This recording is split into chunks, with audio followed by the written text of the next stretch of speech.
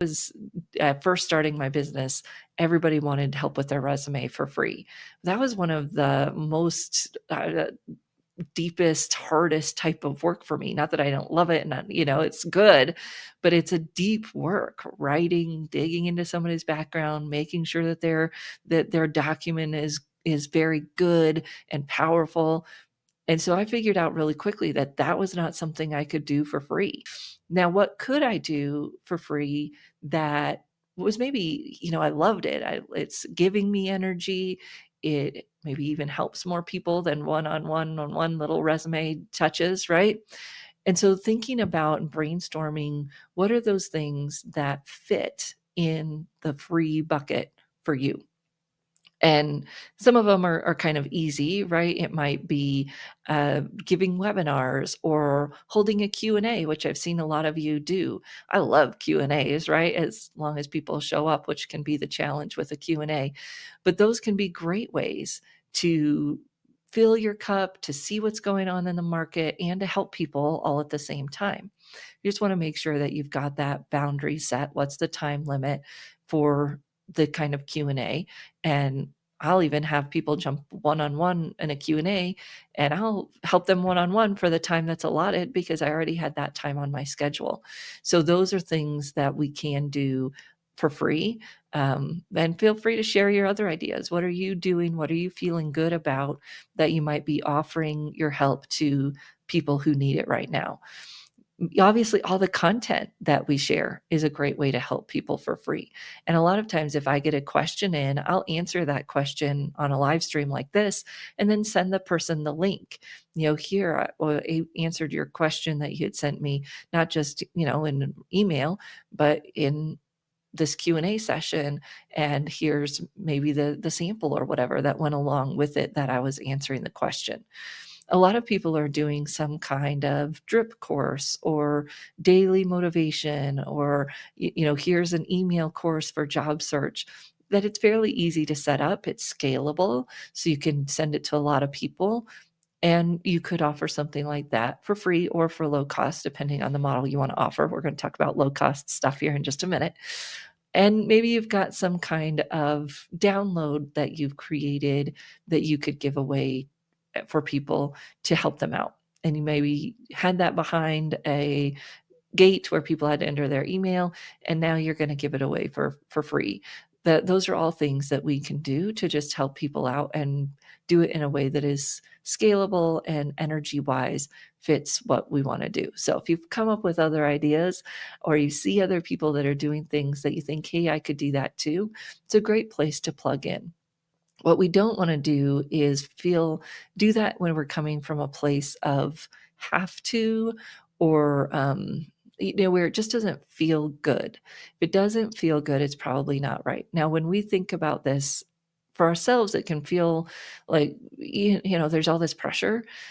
I think about it like our client. So if you have a client who's going to an interview and the interviewer asks them to do something, which is very common right now, right? Do a project or do this or create this plan. How much is too much? There's not really a strict definition of that. Some of it comes down to your intuition. Like, does this feel good? Does this seem like something that's appropriate? And that's where we are going to have to figure it out. Somewhat on a case-to-case basis, but we can have some structures set up that say, these are the things I can offer people that fit, they flow, they feel good, and it's helping people. That's what we want to come up with, some of those opportunities, because we're going to get into some sticky spots. We're going to talk about that here in just a minute. So you've got some freebies that you can offer to help people. That's great. Feels good. We want to help, and it doesn't drain us of the resources that we have limited resources of, right? Then you've got the ideas of what might it look like to create some scalable services for yourself and to have some structure set up to help people who need help. So I know a lot of us do free resume reviews, and that's great. What does that look like for you? How much time does that take? How much can you really do? How many of those can you really do? And how are you going to decide who's you're going to do? Is it first come, first serve? They fill out a little tiny application. Like, what does that look like? Or perhaps there's a little bit higher level service that you can do where there's a small fee attached to it. Some of our colleagues call these a resume review, but it's really not. I call it a resume strategy session, whether the person's on the session or not, where you maybe give a little bit more in-depth feedback and there's a small fee for it. That way it contains the number of requests for you and it gives you a little bit of income, but it's still helping people because it's a small fee that you might be able to offer that for.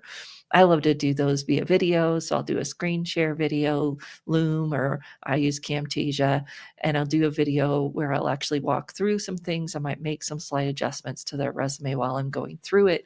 I'm giving them specific strategy feedback, and it takes me almost an hour per review. So I would charge maybe a lower rate for that, but I'm not going to, obviously not going to give that away because I could only do so many of those. And that's limited, my limited time of my limited resource of time right there. Right. So the other things that people are doing, I see, group sessions, which are coming around, which is great. It's a way to get people together who might be in a similar situation. I see memberships, maybe there's a platform where you can put all of your content in a little bit more organized way and people can access that for a low fee every month until they get that next job that they want. So there's a lot of different ways that you can offer those low cost services as well. If you have some ideas or some thoughts, things that you're brainstorming, please share those as well. The kind of buckets we put those in, like DIY, where you're offering maybe a self-paced course that's a low price, or a template. You know me, I'm not a huge fan of templates, but they have their place. Those types of things where it's a DIY. Then you can do kind of a done with you. So if I'm going to do a coaching session, but not fully write your resume, or whatever that might be. Then you have the group option where it can scale in numbers. So there's a lower fee for people to join, but there's still that service wraparound. My thought on group programs is make sure you build in at least one-on-one meeting with people, because in our space, there's always something that people need a little bit of that one-on-one support on, and or at least tell them what that would be so that they know, hey, here's the group, and then if you want the one-on-one, here's the extra. And it's setting up that structure so that you already have it in place and you're not constantly depleting your resources by saying yes to things because you don't have a structure for what that looks like when people ask, hey, I'm in this group program and I want one-on-one. Don't want it to be a surprise to them that there's an extra cost for that. And we don't want you offering your one-on-one time for the most part for free, because that is it's our very limited resource as a services provider, right? That one-on-one time is precious. Now, some people are doing scholarships for that one-on-one coaching time. Or some people have said, I've got this many free slots for coaching time, and that's great. You just want to have a container around it so that you know what that looks like, how much time that's going to take, and you're planned. You've put that into your plan so that you make sure it makes sense for you and for the client. And you can come with your energy, you can be there and show up like you need to. The other thing we can do for our services is, of course, create some kind of payment plan flexibility. If you do this, have a technology that does it for you. You don't want to be going back on a regular basis and having to re-invoice and redo that. So if you're going to have a recurring kind of charge to break up a payment, have a system that does it for you automatically. Is it built into your shopping cart so that they're going to get charged monthly for the next 2 months or whatever that might be? Or, of course, there's a ton of options now for opting into those types of payment services like PayPal's or Affinity or whatever it might be, where the person on their end is having a payment plan, even though the payment came through to you all at once. Maybe a sliding scale. So if you've got people that, based on their previous income or whatever you want to base it on, here's the one thing we want to be careful of. So we talk about this in our sales sessions a lot, is that we don't want to set our prices based on what we think is in someone else's pockets, because you don't know. And the minute you start to do that, you're negotiating with yourself and you're devaluing yourself. If you want to do it within a structure. teachers this, veterans that, whatever it might be, but have a structure. Otherwise, you end up in this kind of slide for yourself, not a sliding scale, but just a slide.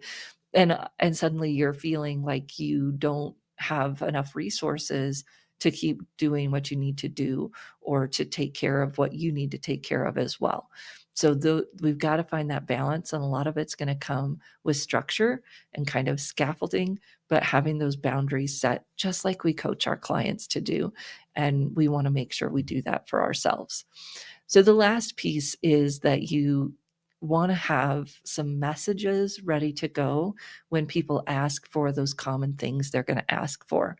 So if someone's asking for you to review their resume, what's your structure for that? Do you offer a certain amount a week? Do you offer a certain amount of time?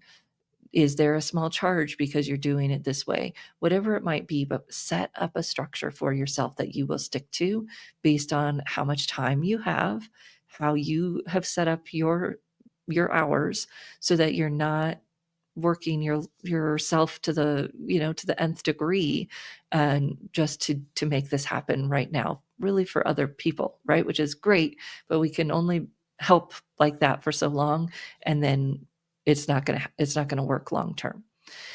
If people are saying they can't afford it, what's your response going to be? Do you have a lower end service option that will help them? Do you have free resources at the ready that you can share? And you might, come up with some free resources according to certain topics: job search, interview, resume, so that you can share those quickly when people aren't going to be a client for you. You can still help them by pointing them to these other resources. So figuring out what that looks like for you and how you want to structure it. So just making sure that we're thinking about the different opportunities to help people, what fits for us, what can we do, what will fit inside of our energy bucket too. How do we want to do that? Like I said, what do you love to do? I love Q&As. I don't mind video, love webinars. So that's great. It may be for you, it's more writing or doing some podcasts or whatever it might be. You can figure out that way that fits within your business or your process to help people. Then you can say, okay, here's some other structures that are available to help people.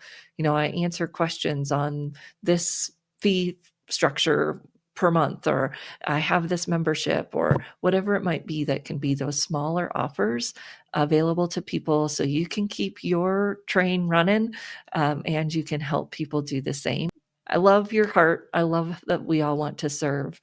Let's do it in a way that's sustainable so that we can continue to serve the people that need it. All right, everyone. I'll see you next Tuesday for Trend Tuesday. The